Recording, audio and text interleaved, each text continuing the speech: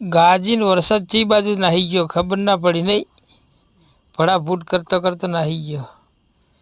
Video गमे तो like share subscribe करो ART blog ने। ऐसे ही वीडियो आते रहेंगे इस चैनल पे। तो ये नाइट में मैं लाइव वीडियो बनाऊँ हूँ। वीडियो गमे तो लाइक शेयर सब्सक्राइब करो इस चैनल ने और सपोर्ट करो। એ બાજુ ખેંચીને જ્યો બધું વરસાદ આવત ખરી પણ ગાજતું ગાજતું